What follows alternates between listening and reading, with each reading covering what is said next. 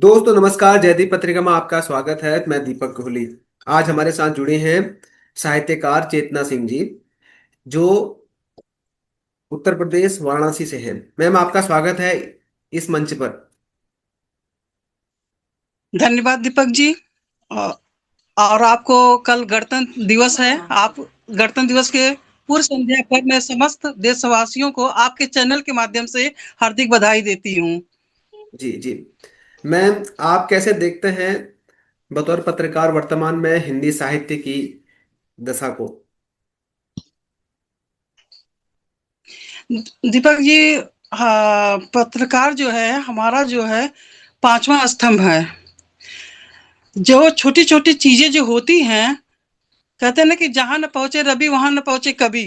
जी हाँ, जी जी जी तो पत्रकार भी मतलब मीडिया का जो काम है, तो छोटी छोटी चीजों को जो है वो समाज के सामने उनका लाने का पूरा ईमानदारी के साथ लाने का कार्य होना चाहिए। और बहुत से पत्रकार जो है ईमानदारी से उसमें कार्य कर भी रहे हैं।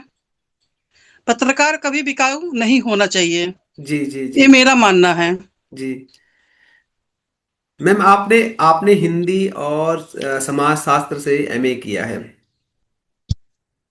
और आप जी काफी लंबे समय से आप बतौर साहित्यकार लेखन के क्षेत्र में भी काम कर रहे हैं, जिसमें आपकी पांच संकलन भी आपके निकल चुकी हैं और विभिन्न पत्र पत्रिकाओं में आपकी रचनाएं प्रकाशित होती हैं। तो ये साहित्य के प्रति आपका रुझान कैसे हुआ जी जी। और कब हुआ? कोई इसके पीछे कोई प्रेरणा स्रोत है? दीपक जी, मेरा जो बचपन है जी बनारस की गलियों में बीता है। जी और मेरी माता जी जो है वहां से रिसर्च कर रही थी, और अपने गाइड के यहाँ जाती थी, डॉक्टर त्रिभुवन सिंह के यहाँ। तो जी। मैं भी बचपन में उनके साथ जाती थी। ओके। तो मुझे बहुत अच्छा लगता था। और मैं हाई स्कूल में थी तो मैं एक पहली कहानी लिखी, और वो कहानी मेरी स्कूल में दी, और लोगों को मतलब उसपे मुझे पुरस्कार भी मिला, उस कहानी पे द्वितीय पुरस्कार भी मिला था। जी जी। और ये 96 की बात मैं कर रही हूँ। ओके। और तब से मैं कविता एक लिख के मम्मी माता जी के पास लेके गई। तो हम्म। माता जी, तो उस समय मैं एमए कर रही थी। वो तो कहानी तो मैं हाई स्कूल में थी 96 में। जी जी और जब मैं एमए 2003 में की तो मैं कविताएं जैसे खाली कविताएं बताएं कहानियां पढ़ती बहुत थी। कोई ऐसी कहीं भी बैठ जाती, चाहे नंदन हो चाहे जो भी कॉमिक्स हो, मैं पढ़ती बहुत थी, कहानियां पढ़ती बहुत थी। जी जी। प्रेरणा मुझे पढ़ने से हुआ मिली। ओके। और मैं सोचती भी थी, और मैं प्रकृति के प्रति मेरा लगाव भी बहुत रहता था। हाँ, जी जी जी। तो मैं अकेले में सोचती बहुत थी, अध्ययन भी करती थी, इसी का परिणाम। ओके। आजकल और आजकल उसके बाद से शादी आदि हो गई तो जी जी जी जी जी, बताइए, जी कंटिन्यू जी कीजिए। जी। कीजिए कीजिए, कंटिन्यू कीजिए आप। हाँ, तो शादी के बाद मैं थोड़ा सा ब्रेक हुआ, जी। लेकिन 2018 से फिर मैं कंटिन्यू हो गई। ओके। जी तो कोरोना काल में आप साहित्य के प्रति दोबारा से जुड़े और उसके बाद आपने लिखना शुरू किया। जी। जी। तो आजकल आप हिंदी साहित्य को कहाँ देखते हैं? क्योंकि आप सोशल मीडिया का दौर आ चुका है और हर कोई लेखक बना हुआ है। ये आपका बहुत बढ़िया सवाल है। क्योंकि देखिए हम लोग बहुत बड़े बड़े से राइटर की भाई जब पुस्तक पढ़ते हैं, जी तो पहले भाई छंद रंस जो भी काव्य शास्त्र के हिसाब से जो भी रचनाएं पहले के लोग कवि हमारे लोग लेखक लोग करके गए हैं, मैं उनकी रचनाओं को जब पढ़ती हूँ, तो उस हिसाब से मैं जब अपनी भाई हम लोग जो भी लिखते हैं सरल शब्दों में लिखते हैं, जिससे जनमानस तक मतलब लोगों तक पहुंच जाए। देखिए दीपक जी, सबसे बड़ी बात यह है कि जैसे हम अपने भाव खूब कठिन कठिन शब्दों का प्रयोग कर दें, और हम्म। एक आम आदमी अगर न पढ़ पाए, उसके लिए आपको पुस्तक उठा के जैसे किसी शब्द साहित्यिक शब्द का इतना भाई हम जटिल प्रयोग कर दें, और आम जनता जो है उसको न पढ़ पाए, एक रिक्शा वाला न पढ़ पाए, तो हमारी जो हम लिखने का जो मेरा तात्पर्य होता है, जो भाव होता है, जो संदेश हम अपनी रचना के माध्यम से लोगों तक पहुंचाने का कार्य करते हैं, और तो वो चीज अधूरी सी रह जाती है। तो इसलिए हम तो आजकल के जो भी लेखक हैं, सरल शब्दों में लिख रहे हैं, एकदम सरल शब्दों में लिख रहे हैं, कठिन शब्दावलियों का प्रयोग नहीं कर रहे हैं। अब बहुत से साहित्यकार हैं भाई, वो काव्य शास्त्र के अनुसार लिख रहे हैं, छंद में लिख रहे हैं, रस में लिख रहे हैं, और जो भी है ये आपकी कुंडलियां उंडलियां जो भी सब लिखी जा रही हैं, वो काव्य शास्त्र के अनुसार से लिखी जा रही हैं। लेकिन बहुत से अभी फेसबुक पे बहुत देखिए आप खोल के, बहुत सारे लेखक हैं, जी वो जी सीधी सपाट लिख दे रहे हैं। जी लेकिन ऐसा भी नहीं करना है कि सीधी सपाट साहित्य को भाई एकदम गर्त में पहुंचा दे। हिंदी साहित्य की बात हम कर रहे हैं। जी जी हिंदी साहित्य में भाई जो छंद, अगर छंद न हो, रस न हो, अलंकार न हो, इससे तो हमारे काव्य की सौंदर्य बढ़ता है। जी तो जी मेरा ये मानना है कि देखिए दीपक जी, आप लिखिए जरूर, लेकिन छंद, काव्य शास्त्र का भी ज्ञान कीजिए, आप उसका अध्ययन कीजिए जी और अपनी रचनाओं में सुधार कीजिए, और अच्छा मतलब लिखिए, न ज्यादा कठिन रहे न ज्यादा सरल रहे। हर चीज भाई, जो भी पढ़े व्यक्ति, उसको लगे कि हाँ हमारे काव्य, काव्य रस रस आनंद प्राप्त, आनंद की प्राप्ति हो। जी जी जी। मैम, अगर आप अपनी कोई रचना सुनाना चाहते हैं तो आप सुना सकते हैं, 4 लाइनें। 4 लाइनें ठीक है दीपक जी। मैं अभी जस्ट जो है, निराला जयंती थी, जी तो देखिए मैं, हम लोग तो भाई प्रेमचंद और निराला जी को पढ़ के ही बड़े हुए हैं, जी जी और तो उनकी रचनाएं मुझे अच्छी भी लगती हैं। जी और छायावाद तो बहुत पढ़ा भी है, प्रसाद जी को भी पढ़ा है। जी प्रसाद जी की भी जो जितनी भी रचनाएं पढ़ती हूँ, दिल को छू जाती है। तो अभी मैंने जो है निराला जी पे जो है रचना लिखी है, जी जी। आपको भी सुनाती हूँ। जरूर जरूर।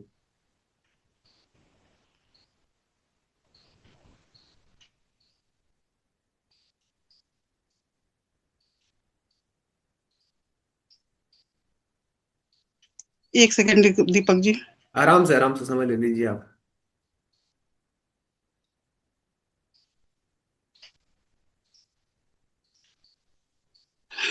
बसंत पंचमी पे मैंने लिखा था, जी। दुख ही जीवन की कथा रही, ये जीवन की कथा रही, लिखते समय मैं क्या भूलूं क्या याद करूं, स्वभाव विद्रोही स्वच्छंद, संवेदना से युक्त अर्थाभाव में भी कभी न झुका शीश, वह तोड़ती पत्थर देखा उसे इलाहाबाद के पथ पर, कर्म ही जीवन का प्रधान सत्य, कर्म ही जीवन का प्रधान सत्य, जग को दिया अबला का संदेश, मानवता के पुजारी, असहाय दीन दुखियों की आकुल मन व्यथा सुनी, वह आता वह आता दूध टूक कलेजे के करता, शोषित सर्वहारा वर्ग का यथार्थ संघर्ष, जागो फिर एक बार, देश प्रेम की भावना जन जन में जगाई, शानदार शानदार। अज्ञानता दूर कर अमृत मंत्र, अज्ञानता दूर कर अमृत मंत्र नव भारत में भर दे,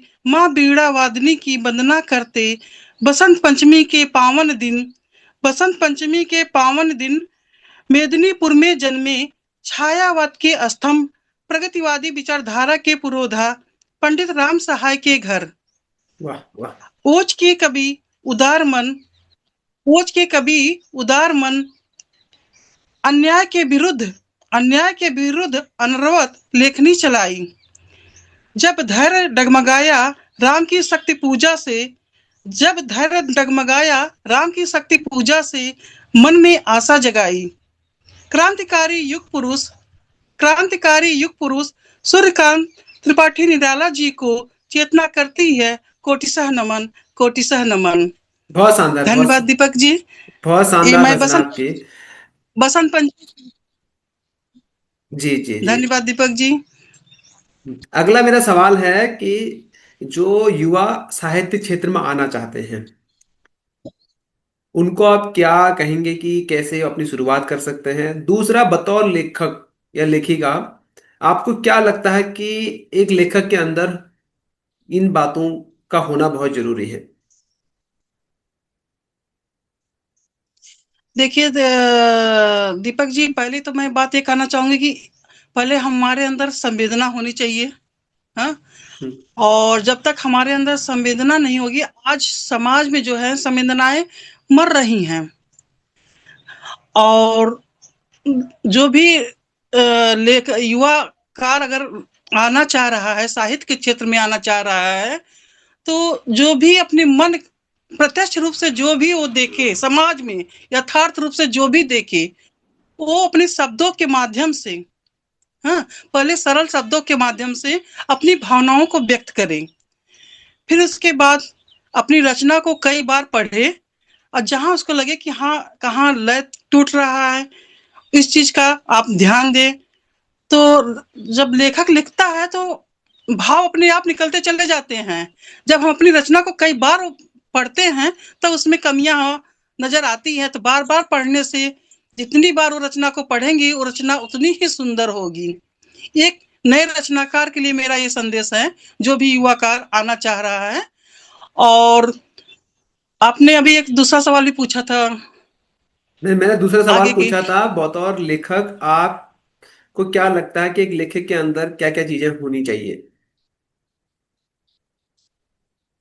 हाँ दीपक जी, लेखक, एक लेखक के अंदर देखिए सबसे पहली बात ये होनी चाहिए, लेखक जो है जैसा उसका व्यक्तित्व रहे, सरल हो। पहली बात, सरल, जितना वो सरल होगा, जी वो सरलता बहुत तेजी से फैलती है। जी जी हाँ, जी जितना वो सरल रहेगा उस समाज में लोगों से घुलेगा मिलेगा। और अपना दैनिक जो जीवन है वो भी सरल होना चाहिए। ओके। हाँ, जितना वो सरल रहेगा, लोगों से मिलेगा जुलेगा, यथार्थ जो अनुभव करेगा, उस चीज को जो है अपने शब्दों के माध्यम से, अपने लेखनी में के माध्यम से उसको प्रवाह देगा, शब्द देगा, एक जी नई जी रचना मतलब सृजन करेगा। जी और एक लेखक के अंदर एक गुण होना चाहिए कि देखिए, हम तो भाई देखिए जैसा हम लिखते हैं तो हम दूसरों के लिए नहीं लिखते हैं, जी जी वो मैं अपने लिए लिखती हूँ। मैं अपनी बात कर रही हूँ, मैं अपने जी लिए लिखती हूँ, मैं जो अनुभव करती हूँ, जैसा मेरा जीवन है, मैं देखिए उस जीवन के अनुसार मैं हर दिन जो मैं प्रत्यक्ष अनुभव करती हूँ, मैं अपने अनुभवों को लिखती हूँ। और हो सकता है कि मेरे मेरे लेखन से किसी का मिलता जुलता, किसी को मतलब अच्छा लग जाए, कोई प्रेरणा, भाई प्रेरणादायक मेरा कोई रचना हो, उसके जीवन में सुधार हो जाए, अच्छी बातें हमसे कोई ग्रहण कर ले जाए, तो ये मेरी लेखनी सफल होगी। जी। मैम, इसके अलावा एक बतौर महिला, जब आप महिला साहित्य को खोजते हैं भारतीय साहित्य में, तो आपको बहुत कम मिलता है होगा, जैसा मेरा अनुभव है।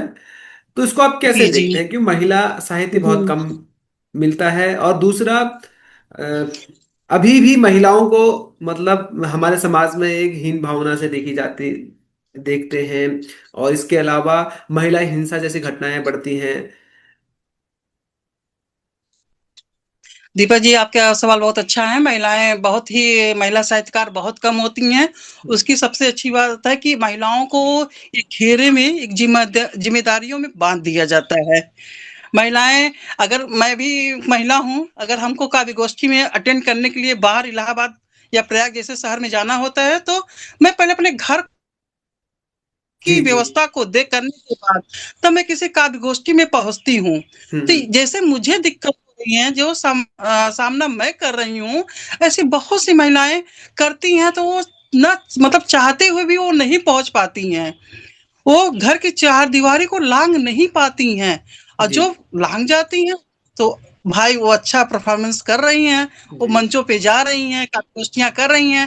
लेकिन इन महिलाओं के पीछे पुरुषों का बहुत योगदान है। जी जी जिस घर का अगर पुरुष चलेगा, वो महिला घर से बाहर जा सकती है। हम जी लोग खुद संगम में जाते हैं। जैसे हमारे इसमें एक महाकुंभ पिछली बार लगा हुआ था, इस बार भाई कुंभ है, तो हम लोग जाते हैं, काव्य गोष्ठियां होती हैं। तो जी घर से हम भाई, जब तक पति का पूरा साथ नहीं मिलेगा, सहयोग नहीं मिलेगा, महिलाएं कुछ भी नहीं कर सकती हैं। जी जी और हम लोग भाई 10 बजे रात काव्य गोष्ठियां अटेंड करके आते हैं, अपनी गाड़ी से जाते हैं। देखिए, ये महिलाओं को आगे बढ़ाने में पुरुष का बहुत बड़ा योगदान है। जब पति, भाई, पिता मतलब अपनी बेटी को, अपने बहन को, अपनी पत्नी को वो समाज की मुख्य धारा से जोड़ेगा, तब बेटियां पढ़ेंगी लिखेंगी और आगे बढ़ेंगी। और दीपक जी देखिए, मैं आपके चैनल के माध्यम से ये भी कहना चाह रही हूँ कि बेटियां बहुत पढ़ लिख भी ले रही हैं, लेकिन आजकल जितनी देखिए आप बहुत सारे केस आप देख रहे हैं कि पुरुषों के साथ भी अत्याचार हो रहा है। हम्म। पुरुषों के साथ भी अत्याचार हो रहा है, उनका वैवाहिक जीवन जो है सुखमय नहीं हो रहा है। ये ये बात हमको जैसे होता है कि पारिवारिक ढांचा जो होता था, हमारा जॉइंट परिवार रहता था। एक हम जॉइंट परिवार में भाई माता-पिता, दादा-दादी, चाचा-चाची, अब तो संयुक्त परिवार खत्म हो गया, अब एकल जी परिवार हो गया। जी। एकल परिवार के बावजूद भी महिलाएँ अब महिलाएँ क्या जैसे पति-पत्नी सुखी नहीं रह पा रहे हैं। हम्म। ये समाज में बहुत बड़ा इसमें हो रहा है और इसका ये हो रहा है कि बेचारे पुरुष जो है, जो पति बेचारा है, वो अपनी मन की पीड़ा को किसी से कह भी नहीं पा रहा है। वो या तो पत्नी जो है पुरुष अपने पति का जो है मर्डर कर दे रही है। आप बहुत सारे केसेस आप देख रहे हैं, जी आए जी। दिन हो रहा है, चाहे सोनम रघुवंशी जी का हुआ है, जो भी देख लीजिए आए दिन मीडिया में आ रहा है, हम लोग न्यूज़ में भी देखते हैं, समाचार पत्रों में भी पढ़ते हैं। लेकिन इससे मैं बहुत कहीं न कहीं बहुत आहत होती हूँ कि हमारा समाज कहाँ जा रहा है? हम्म। अरे! आप जब प्रेम कर रहे हो, प्रेम से भी करने के बाद आप प्रेम विवाह कर रहे हो, फिर आप सुखी क्यों नहीं हो? लेकिन दीपक जी मुझे लगता है कि जहाँ तक मैं अपना अनुभव कर रही हूँ, मैं मेरा व्यक्तिगत अनुभव है, जी जी। व्यक्ति जो है, व्यक्ति के पास सब कुछ है लेकिन सुकून नहीं है, ओके। सुकून नहीं है, आत्मसंतुष्टि नहीं है। जब तक आत्मसंतुष्टि नहीं होगा, आप कितना भी मतलब कुछ भी कर लो, आपको कहीं सुख नहीं है। सुख की परिभाषा क्या है? आत्मसंतुष्टि है। तो ये आत्मसंतुष्टि कैसे मिलेगी जिस प्रकार से सोशल मीडिया पर, चाहे वो पुरुष हो या महिला हो, वो फेमस होने के लिए अश्लील कंटेंट बना रही है या गाली गलौज वाली कंटेंट बना रही है, और समाज में इसका एक नकारात्मक असर भी दिखाई दे रहा है। इसको आप कैसे देखते हैं बतौर साहित्यकार? और हाँ, एक दीपक आपने हिंदी का भी अध्ययन किया है, साथ साथ में मैं देख रहा हूँ कि आपने संस्कृत का भी अध्ययन किया है।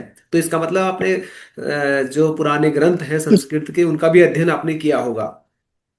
तो थोड़ा सा बताइए इसके बारे में। जी, दीपक जी मैंने देखिए मेरा जो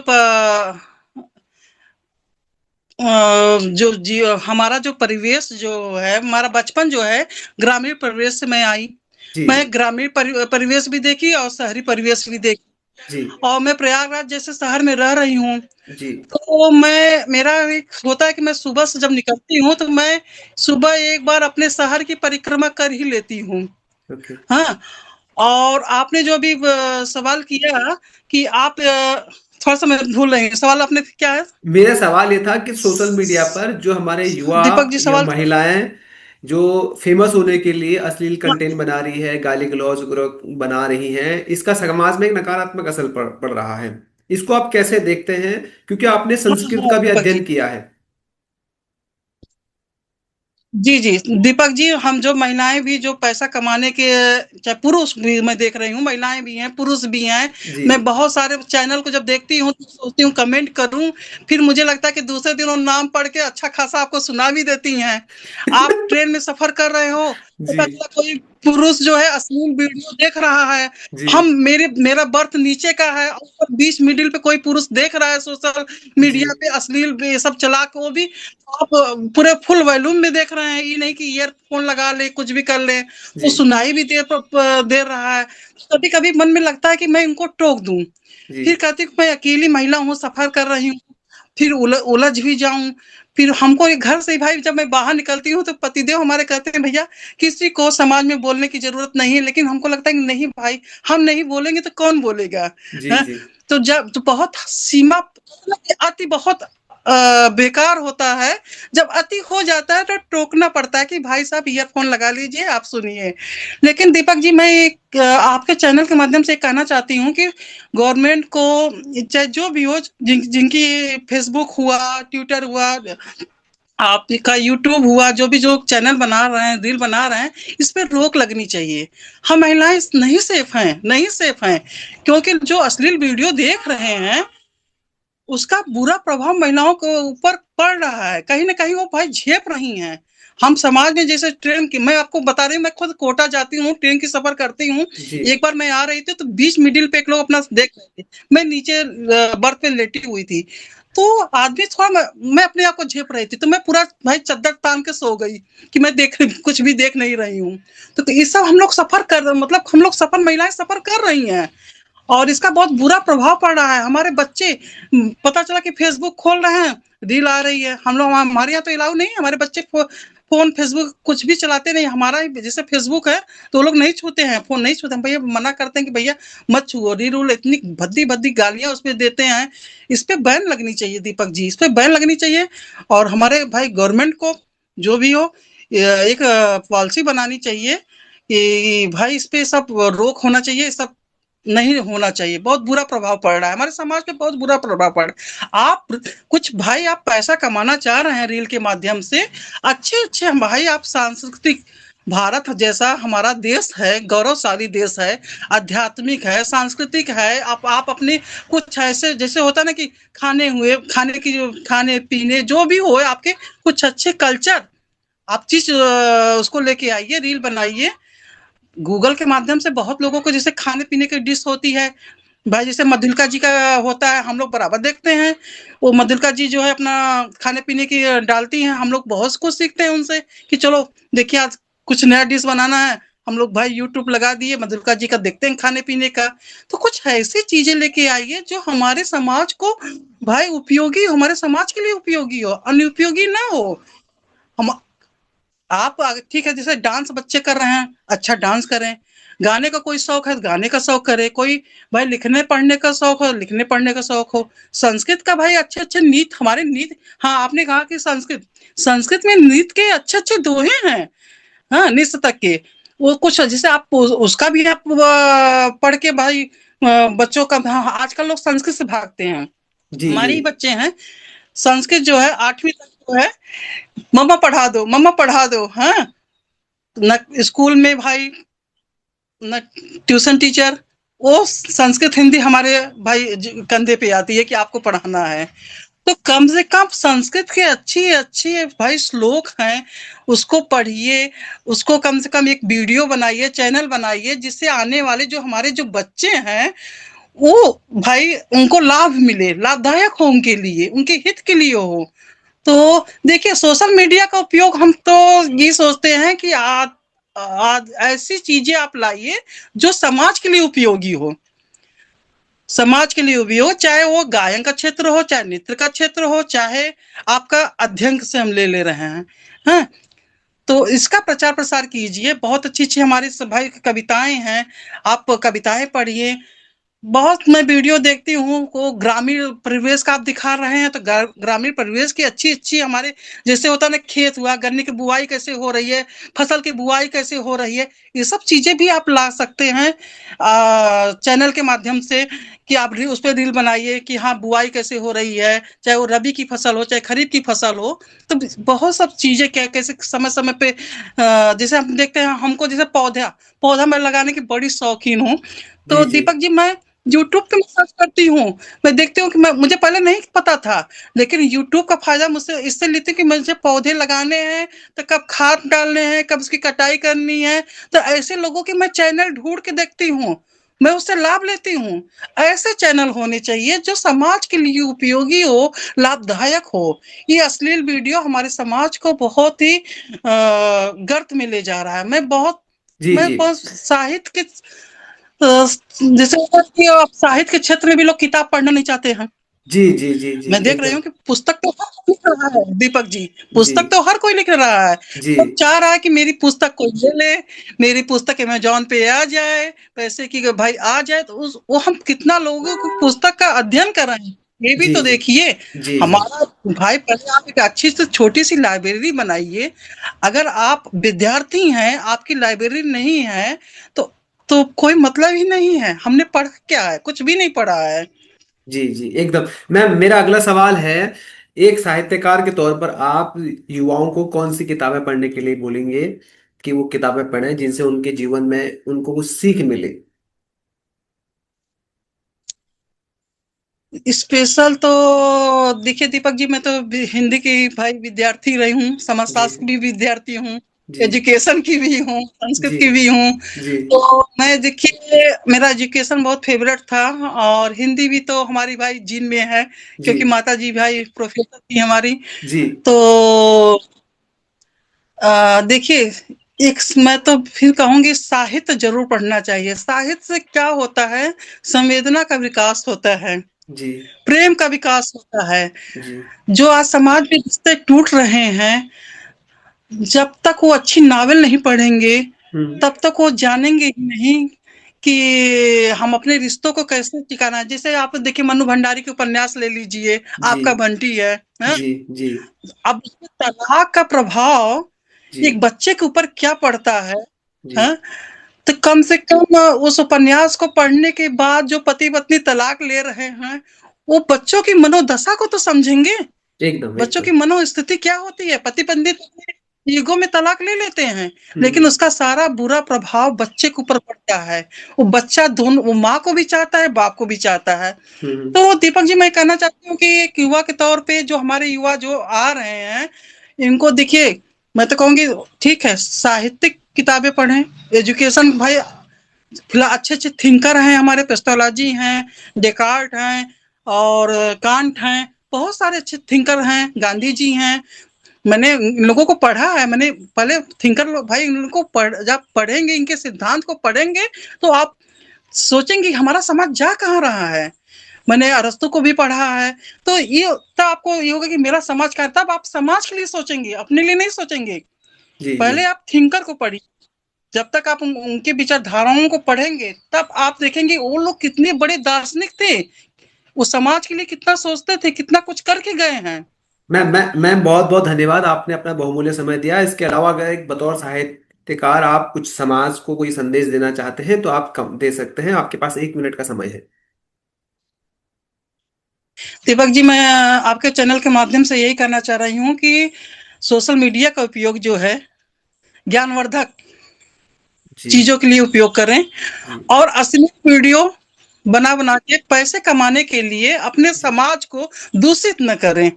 बस आपके चैनल के माध्यम से मुझे यही कहना है। बहुत बहुत धन्यवाद मैम आपका, आपने अपना बहुमूल्य समय दिया जयदीप पत्रिका को। धन्यवाद। धन्यवाद और आपको गणतंत्र दिवस की और पूरे समस्त देशवासियों को गणतंत्र दिवस की हार्दिक बधाई। पुनः मैं आप सभी को बहुत बहुत बधाई देती हूँ। मैम आपको भी।